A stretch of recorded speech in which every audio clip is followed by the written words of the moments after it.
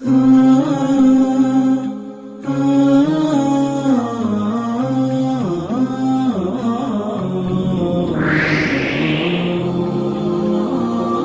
الله الرحمن الرحيم. أخي المحب للحبيب صلوات ربي وسلامه عليه، كم مرة احتفل النبي صلى الله عليه وسلم بمولده، وكم مرة احتفل آل البيت واحتفل الخلفاء الراشدون رضي الله عنهم بمولد النبي صلى الله عليه وسلم. وفي أي مكان أقام الصحابة رضي الله عنهم أول احتفال بالمولد، وهم أكثر منا حبا للحبيب صلوات ربي وسلامه عليه. ومتى كان ذلك؟ وما الدليل على ذاك؟ وما هي أشهر الأناشيد التي كان ينشدها الصحابة في المولد؟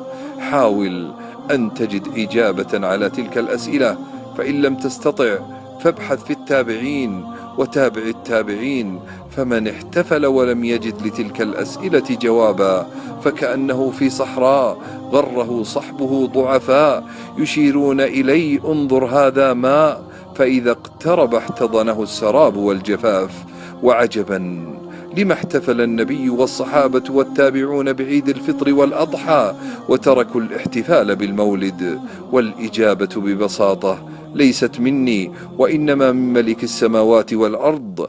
قال تعالى: قد كان لكم في رسول الله أسوة حسنة لمن كان يرجو الله واليوم الآخر وذكر الله كثيرا. فإن قال قائل: ولكني أريد أن أظهر محبة محمد بأمر جديد لم يفعله الصحابة ولا التابعون، وأزيد ركعة لصلاة المغرب، لبطلت الصلاة، وكذلك المولد، فالمحبة عبادة. وصدق الحبيب وحيا من عند الله بقوله: من أحدث في أمرنا هذا ما ليس منه فهو رد.